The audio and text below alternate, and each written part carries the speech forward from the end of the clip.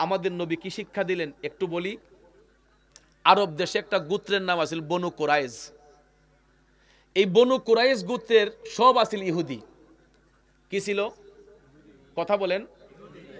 এরা ইহুদি আছিল, বেদিন আছিল। তখন আল্লাহ রসুল কালেমার দাওয়াত প্রচারের জন্য উমর রাদিয়াল্লাহু তাআলা আনহুর সাথে নিয়া ওই বনু কুরাইজা গোত্রের ফাঁস দিয়া যাইতেছেন।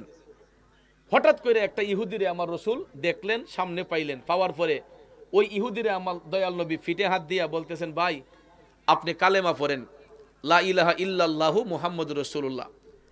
নবীজি ইডা কইতে দেরি হইছে, এই ইহুদি হাত তুললা আমার নবীর গালের মাঝে মারছে সোর। নাউজুবিল্লাহ কইতেন না? আরো জোরে কোন নাউজুবিল্লাহ। আমার দয়াল নবীজি মুস্কি হাইসা তাকে পিঠে হাত বলে বললেন, ভাই আপনি কালেমা পড়েন। কালেমার দাওয়াত দিলেন, কিন্তু ওই ইহুদি হাত উঠাই আমার নবীজির গাল মুবারকের মধ্যে থাপ্পড় মেরে দিছে। সঙ্গে সঙ্গে হযরতে উমর রাদিয়াল্লাহু তাআলা আনহু কোমর থেকে টান দিয়া তরবারিটা বের করলেন। নবী গো, ইয়া রাসূলুল্লাহ, আপনার শরীর মুবারকে মশামাছি পর্যন্ত বসে না। যেই নবীর বদন মুবারকে মশামাছি বসে না, ওই নবীর শরীর মুবারকে ইহুদির বাচ্চা আঘাত করেছে। ইয়া রাসূলুল্লাহ, আপনি শুধু আমাকে অনুমতি দেন, এই মুহূর্তে আমি ইহুদির বাচ্চার কেল্লাটা আলাদা করে দেই। হযরত উমর রাগান্বিত হয়ে গেলেন, তরবারি বের করলেন, নবীজির অনুমতি প্রার্থনা করলেন। আমার মদিনার কামলিওয়ালা নবী তরবারির মধ্যে ধরে বললেন, উমর, ও উমর, তুমি কি কোরআনের এই আয়াত শুনো নাই? ইন্নাল্লাহা মা'আস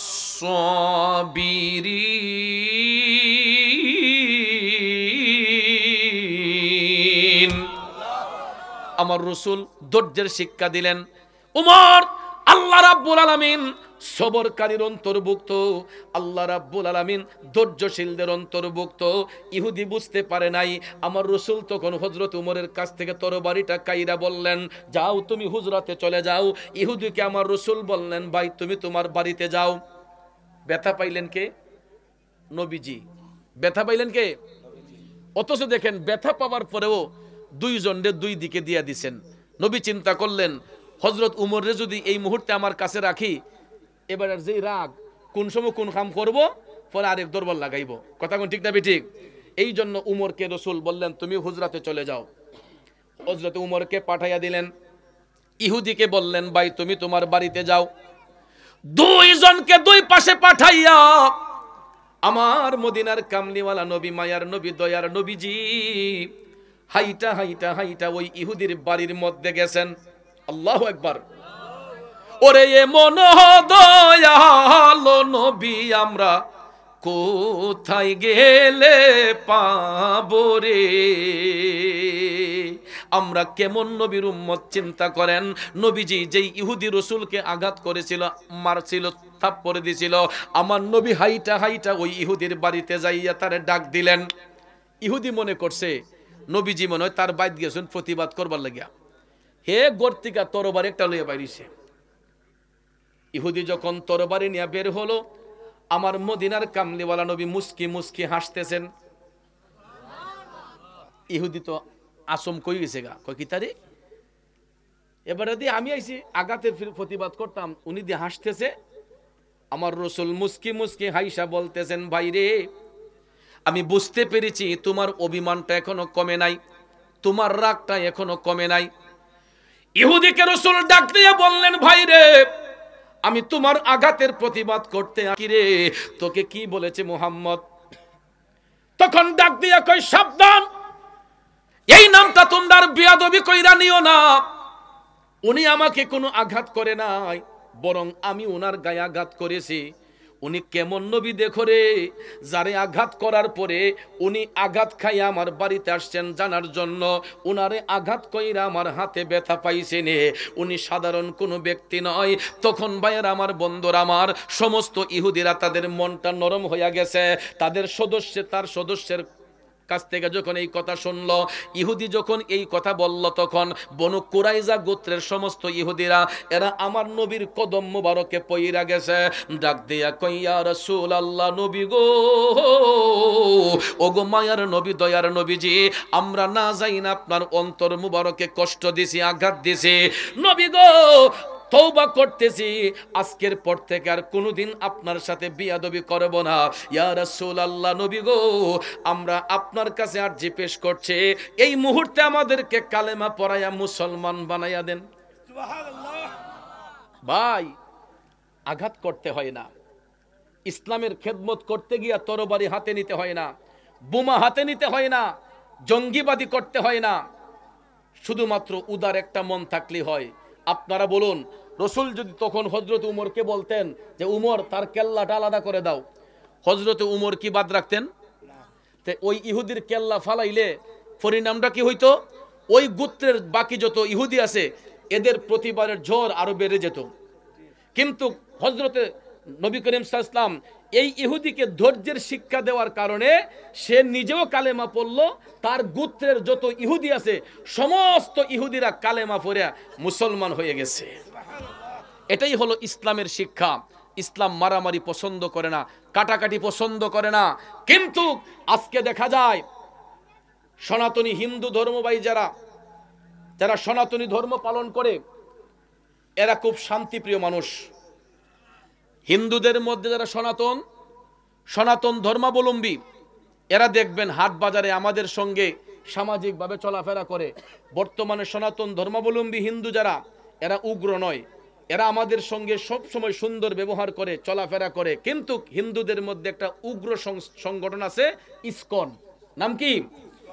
ইসকন। এইগুলা মানুষের সাথে ঝগড়াঝাটি করে, যেরকম ভাবে আমাদেরকে মুসলমানদেরকে গাহেল করার জন্য, হুসাইনি মুসলমানদেরকে ডুবানোর জন্য এক জাতীয় উগ্রবাদী জঙ্গি সংগঠন আছে না নাই? যেইগুলা দেখবেন মাথায় টুপি, পাগড়ি, জুব্বা লাগাইয়া এরা দেখবেন মাজারে হামলা করে, মসজিদে হামলা করে, অনেক অলিদের দরবারে হামলা করে। ঠিক এরা হচ্ছে ওই ইসকন নামক ব্যক্তি যারা, এরা হচ্ছে তাদের অনুসারী। কথা কোন ঠিক না বেঠিক? হিন্দুদের মধ্যে সনাতনী যারা, এরা শান্তিপ্রিয় মানুষ, ইসকনরা জঙ্গি। মুসলমানদের মধ্যে সুফিবাদী মুসলমান যারা, ওলি আল্লাহর প্রেমে বিশ্বাসী যারা, এরা শান্তিপ্রিয় মুসলমান। কিন্তু ওই শান্তিপ্রিয় মুসলমানদেরকে বিনষ্ট করার জন্য উগ্রবাদী জঙ্গি সংগঠন এরাই দেখবেন মাজারে হামলা করে, মসজিদে হামলা করে, দরবারে হামলা করে। ভাইয়ার আমার, কাইমনুবাক্যে কথাটা বলছি, আপনারা শুনুন। গত 3 দিন আগে আপনারা দেখেছেন শেরপুর জেলায় মুর্শিদপুর নামে একটা দরবার শরীফ, একজন আল্লাহর ওলি জিনার জীবনে কোনোদিন নাকি তাহাজ্জুদ কাজা হয় নাই। আমি শুনেছি লোকমুখে উনি তাহাজ্জুদ কাজা করেন না, তাকুয়াবান একজন আল্লাহর ওলি বর্তমান জামানায়, যিনি হাজার হাজার লক্ষ লক্ষ মানুষকে দ্বীনের শিক্ষা দিয়ে আসছেন। এই মুর্শিদপুর দরবার শরীফের গাছ, বৃক্ষ, গরু, ছাগল যা আছিল সব চুরি করে নিয়ে গেছে, গড়ের টিন্ডি চুরি করে নিয়ে গেছে, আল্লাহর গড় মসজিদের মিম্বরটা চুরি করে নিয়ে গেছে, মসজিদের ভিতরে অসংখ্য কোরআন শরীফ এইগুলার মধ্যে আগুন দিয়া, মসজিদের ভিতরে আগুন দিয়া জ্বালাইয়া দিছে। আপনারা বলেন এইগুলা কি কোনো মুসলমানের কাজ? এগুলা কোনো মুসলমানের কাজ হইতে পারে? মাথায় টুপি, দাড়ি, জুব্বা, কুর্তা লাগাইয়া আমরা ভিডিও ফুটেজে দেখেছি, গরু নিয়ে যাইতেছে, ছাগল নিয়ে যাইতেছে, দুম্বা নিয়ে যাইতেছে। আরে এগুলা চোর নয়, এগুলা ডাকাত। কথা কোন ঠিক না বেঠিক? এগুলা ডাকাত। কষ্ট হইছে আপনাদের? আরে মাইকে না ডাক দিছে, আমি ভাবছি কেউ তকবির দিতেছে না। যাক, যেই কথাটা আমি বললাম, ইসলাম উগ্রতাকে পছন্দ করে না। ইসলাম শালীন ধর্ম, ইসলাম নমনীয়তার ধর্ম, ইসলাম মানবতার ধর্ম। কথা বলেন ঠিক না বেঠিক? তো বাবাজিরা আমার, বন্ধুরা আমার কথাগুলা কি আপনাদের কষ্ট হইছে, বিরক্ত হইছে? কারণ ইমানি কথা বলতে গেলে অনেক সময় রক্তটা গরম হয়, কারণ আমরা তো হুসাইনি মুসলমান। হুসাইনি মুসলমানদের মেজাজ গরম, দিল নরম। কথা কোন ঠিক না বেঠিক? আমাদের মেজাজটা চড়া থাকে, ইমানের পক্ষে যদি বিপক্ষে কেউ কথা বললে আমাদের মেজাজটা চড়া হয়, কিন্তু হুসাইনি মুসলমানদের দিলটা খুবই নরম হয়। এই জন্য ভাইয়ের আমার, যখন বাতিল ফেরকারা উগ্রবাদীরা যখন ইসলামকে কুলুষিত করতে চায়, সমাজকে নষ্ট করতে চায়, তখন আর সহ্য হয় না। এই জন্য আমি আপনাদেরকে বলবো, আমরা আদর্শে আদর্শিত হব সাহাবায়ে কেরামের, হযরত আবু বকর, হযরত উমর ফারুক, হযরত উসমান জুন নুরাইন, শেরে খুদা মৌলা আলী, এই সমস্ত আল্লাহর ওলিদের, ওই সমস্ত সুন্দর, এটা আমি বলতাম অবশ্যই, এই সমস্ত আল্লাহর ওলিদের দামান ধরে আমরা আমাদের মানব জীবন পরিচালনা করব। তাইলে দেখবেন আমাদের পাড়া মহল্লা সমাজ সুন্দর হবে, এই দেশ ইসলামী রাষ্ট্রে কায়েম হবে। কথা কোন ঠিক কিনা? উগ্রবাদী